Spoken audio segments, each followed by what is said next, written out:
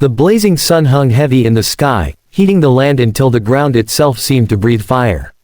The African plains stretched wide, endless seas of tall golden grass broken only by scattered trees and rocky ridges. Every sound carried through the stillness, the distant call of a bird, the rustle of something moving unseen in the brush. For the small band of early humans, this world was both home and constant threat. Their bodies were lean, their arms strong for climbing, their eyes sharp and restless. Yet, despite their instincts, they were always aware of how vulnerable they were. The group clung together at the edge of a sparse forest, where the shade offered some relief from the punishing sun. Their stomachs were hollow, growling louder than the insects that buzzed in the air. A mother cradled her child close, the little one's face smeared with dust, his lips cracked from thirst. He whimpered softly, but she hushed him, pressing her forehead against his to soothe his hunger. The older ones shifted uneasily, scanning the grasslands with twitching movements. They had no spears, no fire, only sticks, stones, and the strength of their group to protect them. Hunger pressed them forward. The memory of last night's scraps, bitter roots and a few sour berries, was not enough to fill them. They sniffed the air, hoping for the sweet scent of fruit or the musk of a carcass left behind by lions. But the same winds that carried these smells also brought the scent of predators. Every step away from the forest meant greater risk, yet staying in one place meant certain starvation. The leader, a broad-shouldered male with sharp eyes, grunted low, urging the group to move. He pushed aside branches, scanning the horizon where the grass rippled like waves. He knew danger hid there. Leopards crouched low, hyenas laughed unseen, and snakes coiled silently beneath the shade. But he also knew the forest could not provide enough food. The group followed him reluctantly, each step cautious, toes pressing carefully into the dirt, ears tuned for the sound of rustling grass. The sun burned hotter as they crept along the tree line, their bodies shimmering with sweat. A few stopped to pick up fallen seeds or gnaw at fibrous roots, desperate for any taste of nourishment. The air was thick with tension. A sudden rustle in the grass froze them all in place. Hearts pounded, muscles stiffened. For a moment, silence swallowed the plains. Then, a bird burst upward, wings flapping frantically. The group exhaled in relief, though the fear never fully left their eyes. They moved on, driven by an ancient instinct: survive another day. Though their minds were simple, their struggle was profound. Each choice, each movement was life or death. And in the unforgiving land of 6.7 million years ago, survival was not guaranteed. The shadows grew longer as the sun began to fall, painting the horizon in streaks of orange and red. The group's hunger gnawed deeper, twisting their bellies until the ache felt sharper than fear itself. Ahead, nestled between low shrubs, lay a patch of wild berries, small, dark, and gleaming under the fading light. The sight drew the group forward, hope sparking in their tired eyes. The leader halted first, sniffing the air and crouching low, his body tense as a bowstring. Danger was never far from food, and he knew the world was full of hidden teeth. He lifted a stick, tapping it lightly against the bushes. The branches rattled, and insects scattered, but no snake struck from within. He tapped again, harder this time, and still nothing emerged. Only then did he grunt softly, a signal to the others that it was safe enough to approach. The younger ones shuffled closer, their hands reaching out with trembling eagerness. A small child stretched his fingers toward the berries, eyes wide with hunger, but before he could pluck even one, his mother yanked him back sharply.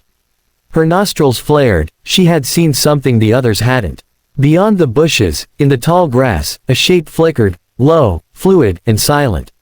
The faint swish of a tail revealed what her sharp eyes had caught: a leopard, crouched and waiting. Its golden coat melted into the grass, almost invisible except for the occasional twitch of its ears. The mother pressed her child to her chest, heart racing, while the leader slowly straightened, his gaze fixed on the predator. He let out a deep, guttural sound, a warning to the others to stay alert, to eat fast, and to remain ready to flee. The group descended on the berries with desperate speed. They pulled handfuls from the branches, shoving them into their mouths, the sweet tang exploding on their tongues. Juice stained their lips, dripping down their chins, but no one paused to savor the taste. Each crunch of a berry skin was matched by the pounding of their hearts, for they knew the leopard's eyes were still on them. They ate standing, backs hunched, shoulders tight, their heads snapping up every few seconds to check the grass. The air grew heavier as the last light drained from the sky. The leopard shifted once, its muscles rippling, but it did not pounce. Perhaps the group's size discouraged it, or perhaps it waited for weakness to reveal itself. The humans did not linger to test fate. Once their bellies were slightly fuller, they began backing away, retreating toward the safety of the trees.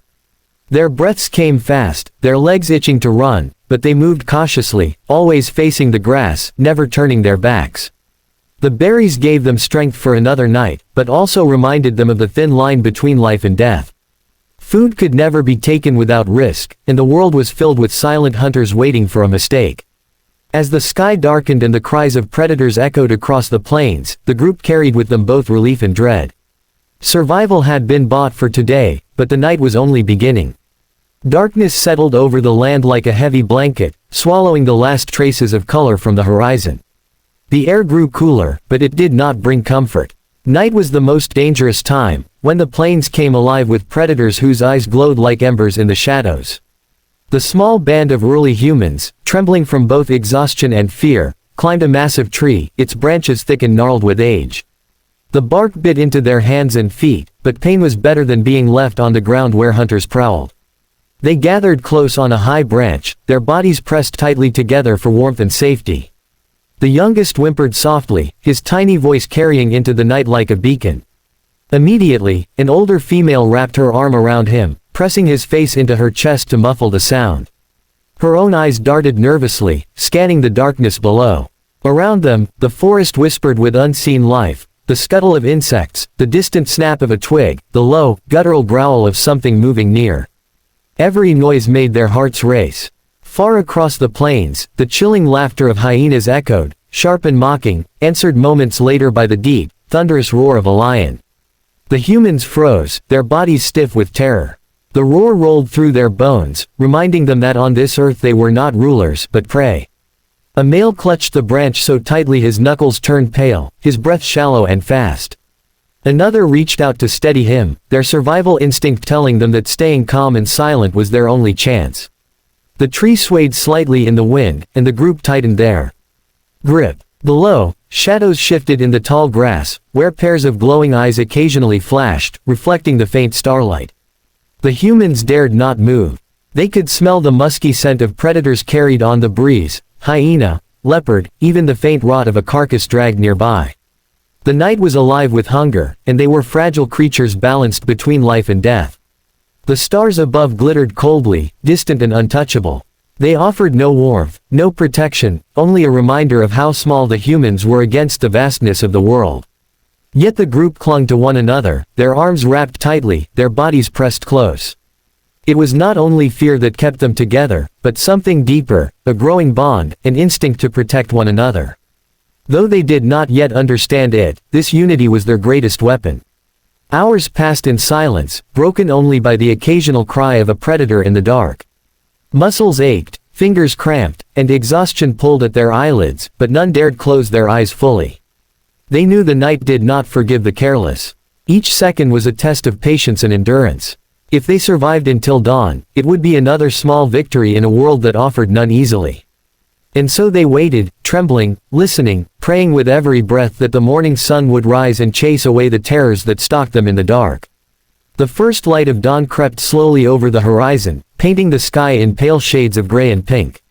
For the small band of early humans, the arrival of daylight was both a relief and a warning. The night's predators slunk back into the shadows, but the dangers of the day waited patiently. Stiff from clinging to the tree all night, they descended one by one, their muscles sore, their hands raw from gripping the bark. The ground beneath them was cool, damp with dew, and carried the scent of water. Instinct drove them forward, toward the river. The group moved cautiously through the thinning grass, eyes wide, ears tuned to every sound. Hunger returned quickly, gnawing at their insides, but thirst pressed even harder. They needed water, yet the river was a place of death as much as life. When they reached its edge, the air grew heavy with tension. The muddy banks were scarred with prints, hoof marks of antelope, the padded tracks of lions, and the deep drag marks of crocodiles sliding back into the water. The rippling surface reflected the morning light, deceptively calm. One of the younger males crept closer, his body bent low, eyes fixed on the water. His lips were cracked, his throat dry, and the promise of cool relief was overwhelming. He crouched, ready to dip his head, but in a blur, the leader lunged forward, yanking him back by the arm. In the very same instant, the surface of the water exploded, jaws as wide as the boy's chest snapped shut, teeth slamming together with a bone-cracking sound. A crocodile's head rose from the river, its yellow eyes gleaming, before it slid back under the surface, leaving only ripples behind. The group stumbled back, hearts hammering, their breaths sharp and fast. The boy's eyes widened in shock, his body trembling from how close death had come. The others grunted low sounds, warning cries that echoed the lesson they all knew. Water could give life, but it demanded caution, patience, and vigilance. They waited, scanning the surface, watching for any sign of danger before carefully cupping water into their hands. Each sip was stolen, quick and nervous, but it was enough to quench their thirst. When they had drunk their fill, the group retreated into the safety of the trees, their bellies a little fuller, their throats soothed. They knew more dangers lay ahead: storms, hunger, predators, and the constant uncertainty of survival. Yet, despite the harshness of the world, they endured. Their unity had saved them again, their instincts sharpened by fear, their bonds strengthened by struggle. The sun climbed higher, burning away the last shadows of the night. The group moved on, small and fragile against the vastness of the land, but carrying within them the spark of resilience. Every day they survived was more than just existence. It was a step forward in the long, perilous journey that would, millions of years later, lead to the rise of humankind.